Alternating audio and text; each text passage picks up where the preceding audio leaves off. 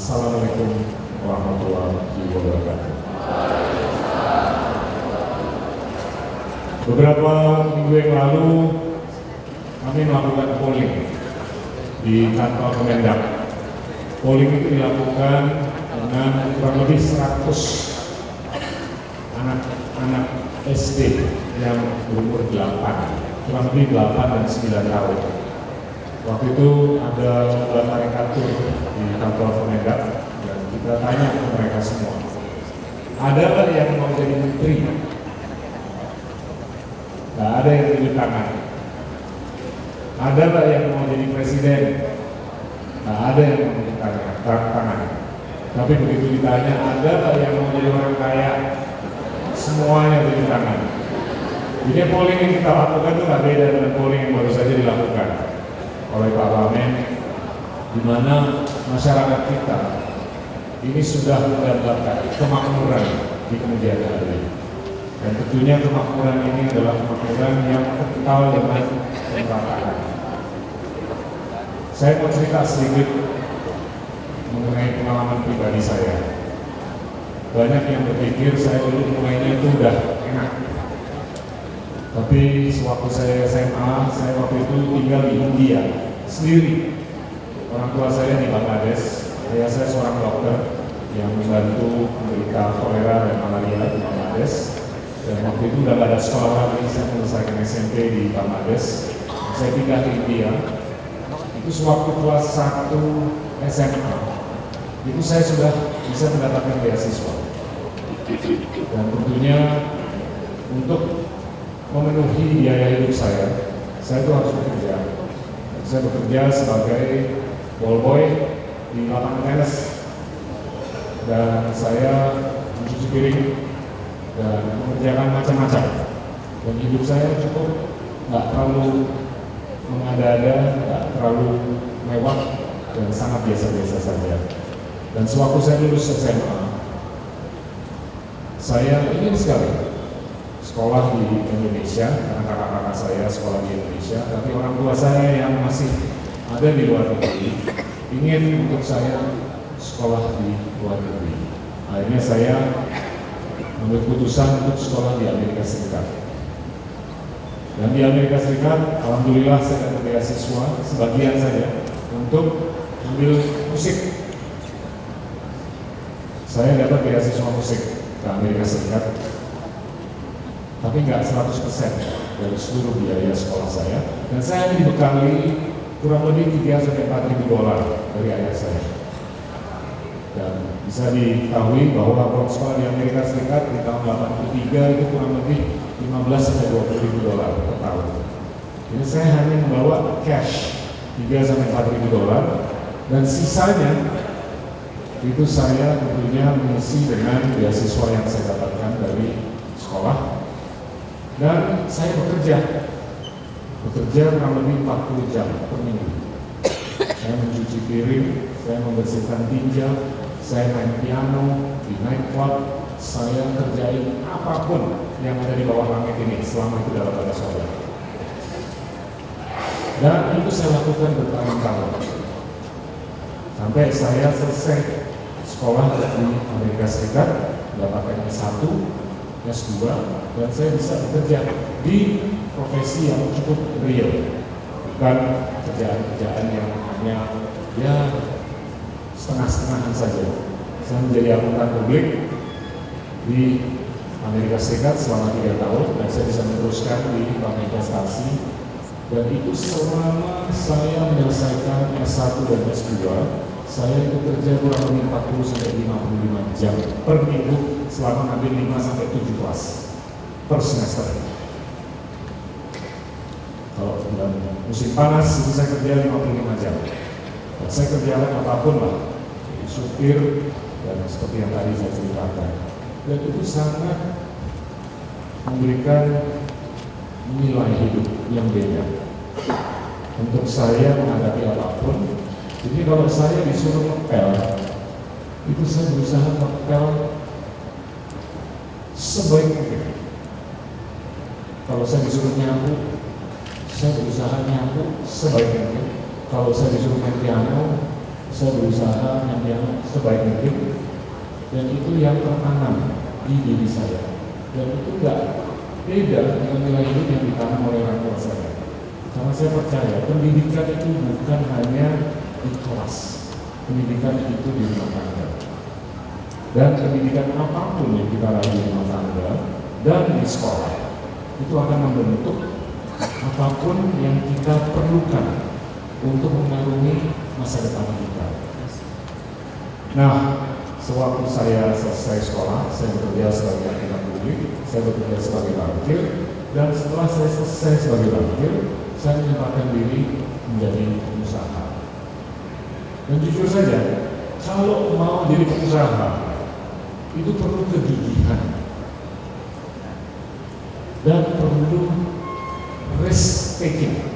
Tadi Pak Budi, Pak Musliar juga ada bicara mengenai kita harus berani mengambil resiko. Resiko itu tentunya didampingi dengan return. High risk, high return. Low risk, low return. Dan banyak hal-hal di kewirausahaan yang tidak diajarkan di sekolah. Ini hanya bisa kalau kita nyemplung ke kolam renang atau kita naik sepeda sendiri. Dan saya yakin ke depannya ini kita akan sangat bisa membuatkan the new Bill Gates, the new Steve Jobs, the new Larry Page, the new siapapun yang bisa mengukir prestasi untuk bangsa dan negara kita ini. Nah, sekarang saya mengajak adik-adik untuk agak meraba big picture kita ke depan. Tadi Pak Dirut sudah menceritakan bahwa ekonomi kita ini sudah menjadi ekonomi nomor 16 terbesar di dunia. Ini berdasarkan nominal value. Tapi kalau disesuaikan dengan daya beli, the purchasing power, itu istilah Inggrisnya purchasing power parity, GDP, itu kita sudah nomor 15. Dan kalau kita ekstrapolasi ke depan, di tahun 2020, kemungkinan besar kita akan menjadi ekonomi terbesar nomor 10. Kalau kita ekstrapolasi ke tahun 2030, kemungkinan besar kita akan menjadi ekonomi terbesar nomor 7, 6, atau 5. Ini semua tergantung kita semua. Tergantung suku bunganya akan turun atau tidak. Tergantung iklim investasinya akan membaik atau tidak. Tergantung korupsi masih banyak atau tidak. Tergantung penegakan hukum masih banyak atau tidak, atau lebih bagus atau tidak, lebih tegak atau tidak. Nah, ini harus kita sikapi. Bapak Ibu sekalian yang saya cintai, ini kalau kita ekstrapolasi kue ekonomi kita yang sebesar 10.000 triliun rupiah tahun 2012 dengan pertumbuhan kurang lebih 5-6% secara real dan secara nominal. Kalau nominal itu real plus inflasi. 5 dengan 6% pertumbuhan real itu kita bisa mencapai kurang lebih 6-7 triliun dolar di tahun 2030. Nah, ini coba kita menghayal lagi.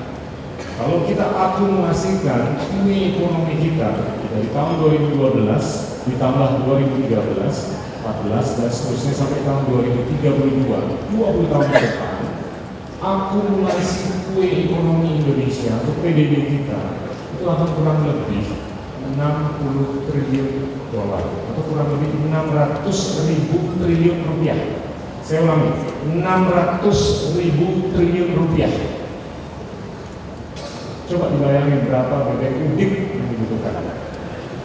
Coba, silakan. Nanti Mas Ferry Hasan tinggal bayar royalti dari saya mempromosikan bebek udik. Tapi ini bukan bebek udik aja Bapak Ibu sekalian.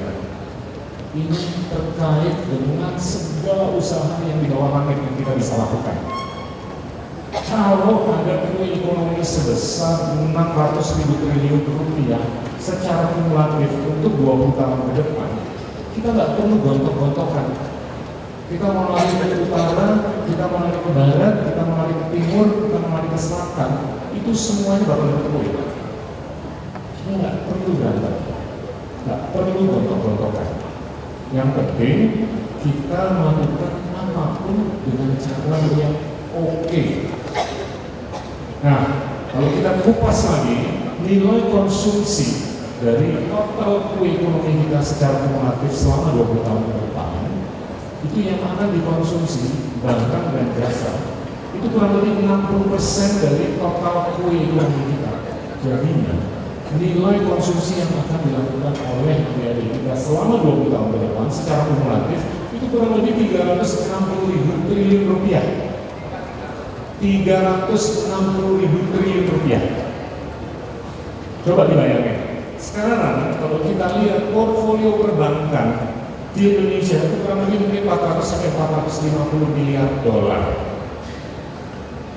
Sedangkan yang dibutuhkan untuk konsumsi kita selama 20 tahun itu 36 triliun dolar atau 360.000 triliun rupiah. Jadi perbankan kita harus lebih giat membuka cabang, membuka ATM, dan alhamdulillah kita punya the disruptive technology, itu namanya internet. Internet ini akan membatas. Siapa yang berpikir bahwa kita akan menjadi Facebook users terbesar nomor 2 atau 3 di dunia?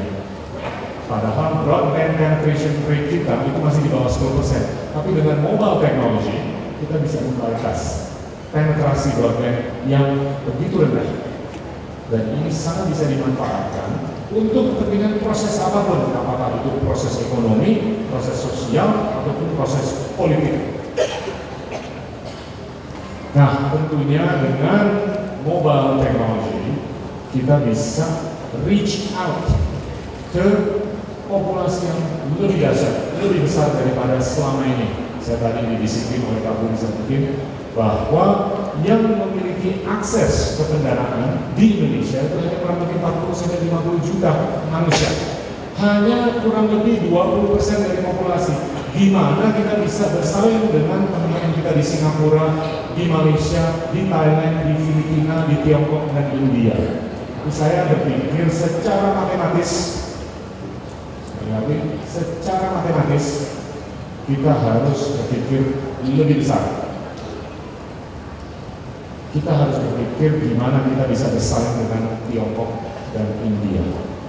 Kalau Asia Tenggara itu secara matematis skalanya kita sangat memiliki keunggulan. 250 juta dengan demografik yang dahsyat, muda terus. Ini adalah generasi Cowboy Junior, generasi Smash, generasi Selena Gomez, generasi Justin Bieber, generasi Jay-Z, dan insya Allah generasi Ferry Hassan.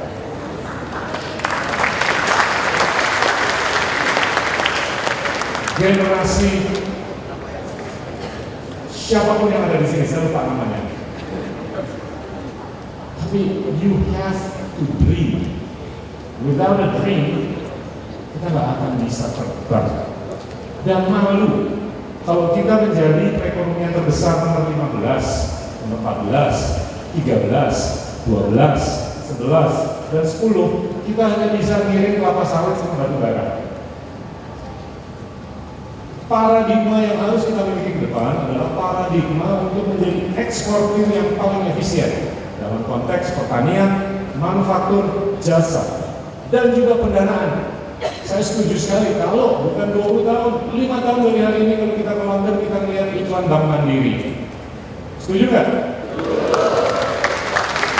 Atau mau diubah? Mau diubah jadi 2 tahun lagi? Tergantung Pak Budi. Kita harus reach out. Tahu kenapa? Ada restoran Thai atau Thai food dimanapun kalau kita pergi ke pelosok-pelosok di dunia. Karena para dubes Thailand itu di SOP-kan oleh Perdana Menterinya kalau Anda bertugas sebagai dubes di kota A, I, U, E, O, selama bertugas di situ harus buka minimum 1 restoran Thailand. Saya setuju kalau itu diamanahkan juga ke para dubes dan bagian kita. Setuju nggak?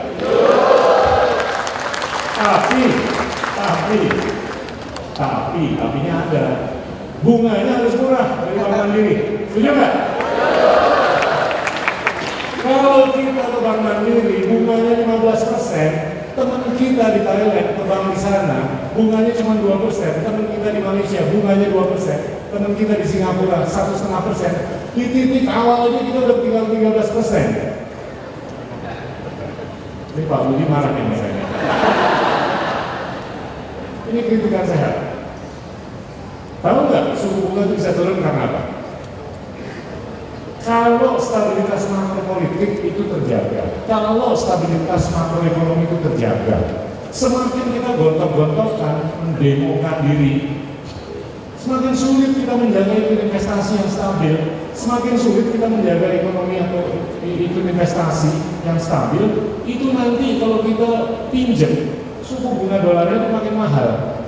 Kalau kita pinjam, suku bunga dolarnya itu tinggi, ya pasti suku bunga rupiahnya akan tinggi. Jadi semakin stabil, semakin sejuk, semakin enak untuk semuanya, bukan hanya para politisi, tapi untuk para pengusaha. Termasuk yang umur 8 tahun yang kemarin berkunjung ke kantor Kementerian Perdagangan, karena mereka semua menjadi orang kaya. Bayangin kalau akumulasi ekonomi kita 20 tahun ke depan itu 600.000 triliun rupiah. Saya jamin Bill Gates ke depan itu bisa lahir di Flores. Saya jamin Larry Page ke depan itu bisa lahir di Samosir. Saya jamin orang terkaya di Indonesia, di dunia itu akan lahir di Sabang sampai Merauke.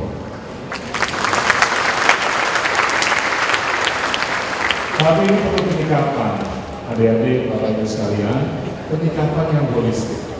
Kita harus jaga iklim investasi agar ini terus nyaman, dan kita harus investasi di pendidikan. Di pendidikan ini penting sekali. Kenyataannya paten yang dikeluarkan oleh Indonesia di tahun 2009 ke 2010 itu kurang dari 500. Sedangkan hak paten yang dikeluarkan negara-negara Asia lainnya termasuk Jepang, Tiongkok, dan Korea Selatan itu puluhan ribu dalam 1 tahun. Ada yang tahu perusahaan Foxconn? Foxconn itu perusahaan Taiwan yang bikin iPhone, iPad. Itu satu perusahaan ini sudah bisa mengeluarkan lebih dari 15.000 hak paten. Satu perusahaan 15.000 sekian hak paten. Saya dikenalkan dengan salah satu ilmuwannya. Satu orang ini sudah mengeluarkan hampir 600 paten. Biaya mereka untuk memproduksi satu iPhone itu kurang lebih $10, 100.000 perak, dan dijual $400–500. Jadinya kalau kita mau berpikir, ini ke depannya konsumsi yang ada di Indonesia harus diisi dengan produk dalam negeri. Dahsyat. Tapi jangan buta. Nasionalisme ini jangan buta, di mana ini harus dipandu dengan semangat-semangat untuk kita bisa meningkatkan daya saing. Jadi kita harus bisa menjamin bahwa produk-produk kita yang diproduksi di dalam negeri bisa bersaing dengan produk yang diproduksi di manapun. Kalau kita tidak bisa memproduksi handphone dengan biaya hanya 100.000 per unit, sulit. Karena kita sudah masuk di era globalisasi, era liberalisasi, dan ini peninggalan dari pemerintahan sebelum pemerintahan SBY. Ini komitmen yang harus kita hormati. Pintu-pintu sudah dibuka, jendela-jendela sudah dibuka. Apalagi yang namanya ASEAN Economic Community, masyarakat ekonomi ASEAN. Di akhir tahun 2015, barang dan jasa dari manapun di Asia Tenggara itu bisa dijual di Klaten, bisa dijual di Sorong, bisa dijual di Mamuju, bisa dijual di Padang, dimanapun tanpa pengenaan tarif yang tinggi. Siap nggak?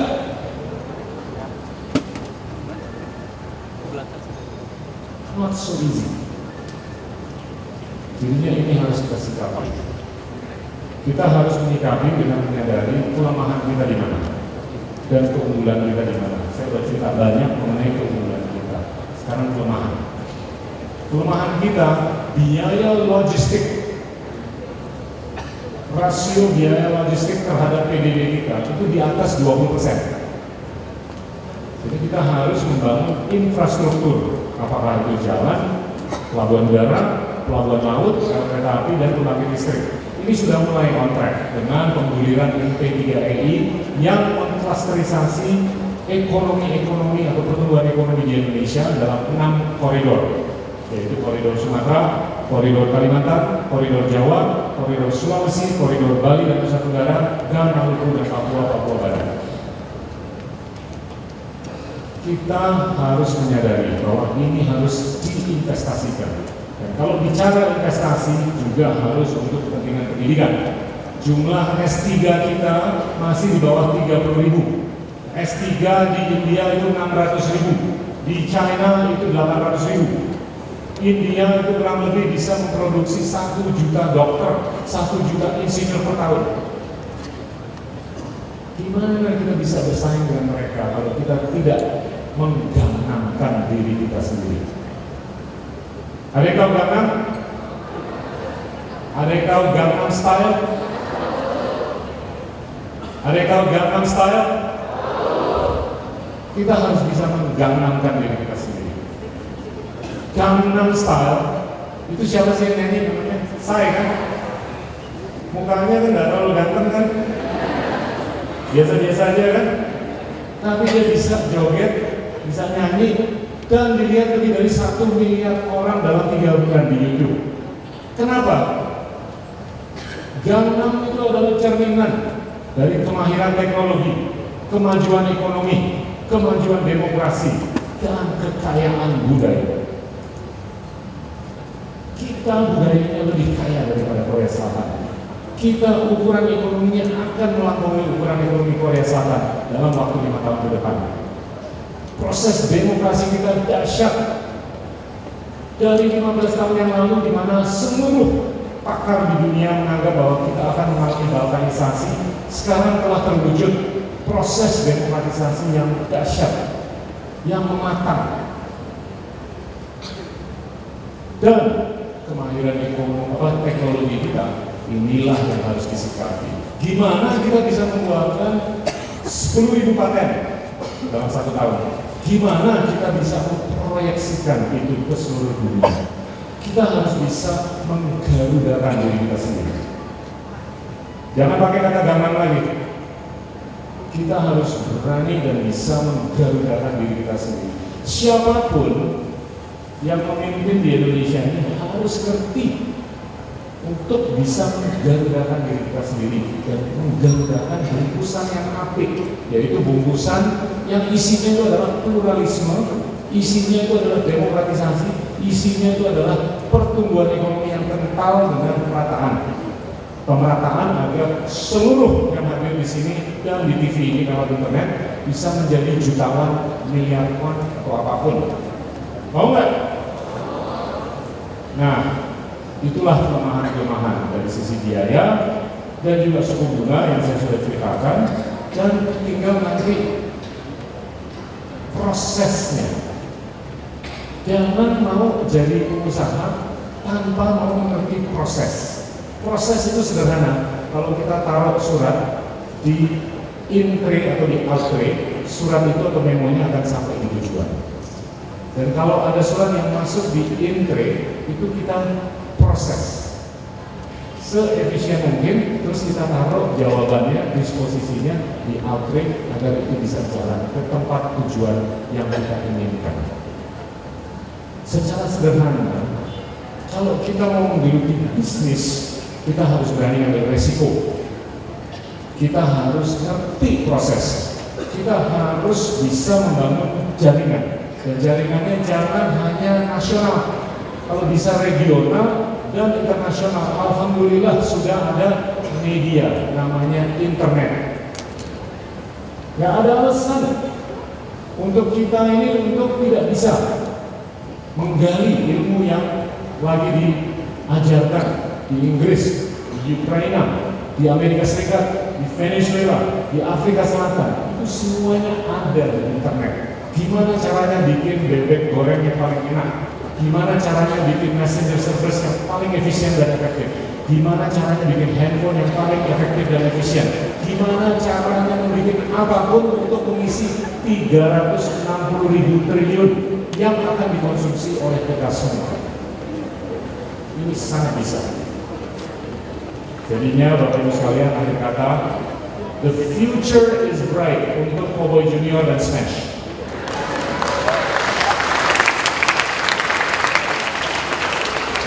The future is bright untuk kalian semua. Dan saya berharap 20 tahun lagi, kalau saya 20 tahun lagi, 10 tahun lagi, yang duduk di depan ini, jangan 3, 2000. Dan 2000 ini bisa menceritakan gimana mereka bisa menjadi bilioner. Setuju nggak? Terima kasih. Assalamualaikum.